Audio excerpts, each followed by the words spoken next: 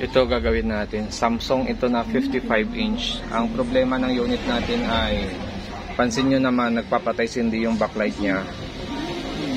Bubukas tapos mamamatay, bubukas tapos mamamatay. Tapos mapapansin mo yan, yung ilaw dito ay nagbi-blink. Yan o, nagbi-blink siya. Tapos patay sindi yung backlight. So pag ganitong issue, kadalasan ng issue niyan, panel. Pwedeng sira yung side ng panel mo, or minsan kabilaan ng sira. Minsan naman nasa mainboard ang problema. Yan. So power supply. So ito yung top board niyan.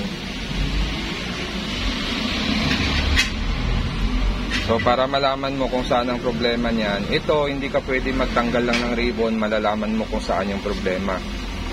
Ito kailangan mo talaga mag-actual. Pag nagtanggal ka ng ribbon, lagyan mo ng tape kung saan yung clock signal. Pag nakuha mo yung posisyon ng clock signal, kagaya nito, clock signal natin ay dito nakatapat to. Yan, ito yung clock signal natin, may data dyan. So hahanapin mo yan kung saan siya banda rito. So pag nahanap mo na, lagyan mo siya ng tape, tapos ibalik mo. Tapos testing, titingnan mo kung magno-normal. Pag hindi, ibig sabihin hindi dito ang problema. Lipat ka sa kabila. Yan, pagdating naman dito, hanapin mo rin clock signal dito. So dito mayroon din yan resistor dito. So titrace mo rin yan kung saan banda nakatapat yan. Pag na-trace mo kung saan siya nakatapat, lagyan mo ng tape, tapos kabit mo ulit, tapos testing mo. Yon. Hindi ka pwedeng mag-remove ng ribbon dito, dahil pag nag-remove ka dyan, minsan may protect yan. Hindi siya tutuloy. Kaya dapat actual talaga. So gagawin natin dito, titrace natin kung saan may problema, tapos magre-remove tayo ng resistor or magte-tape method tayo. At kung bago lang kayo sa aking channel, huwag kalimutan mag-subscribe. Okay, so natapos na natin i-set up yung unit na ito. So na-detect natin na ang problema ng unit natin ay itong side na ito. So ginawa natin dyan, tinanggal na lang natin lahat ng resistor dito. Yan. Tanggal lahat ng resistor.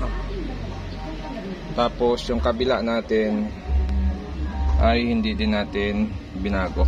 Yan. So naka-intact pa lahat ng resistor dito. Yan naman yung ating clock signal saka swapping voltage. So wala pang galaw yan. Okay, so itong side na to buo. Tapos itong side na to ang may problema sa clock signal. So tanggal lang lahat ng resistor, tapos yung display niyan ay ganito na siya. Yun, may picture na. Okay na ang display niya. Yun, no. So minsan yung mga ganitong issue, buo yung isang side, minsan naman sa unang sira pa lang magkabilaan na kaagad ang sira ng ating salamin. So yung ganitong issue, hindi naman board ang may problema dyan. Yung may problema dyan, yung pinakasalamin natin. Yung mga signal natin or mga circuit doon na pinapasukan ng signal natin ay shorted na or nagli-leak na.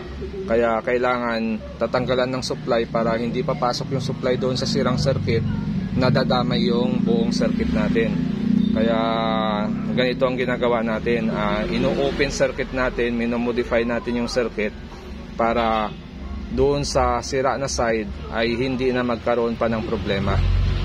So yun ang ginagawa natin dito. So ito pwedeng tumagal, pwedeng hindi, paswertihan na lang. At kung bago lang kayo sa aking channel, huwag kalimutan mag-subscribe sa susunod ulit natin na video. Yun, okay pa yung display niya. Walang guwit, malinis pa siya.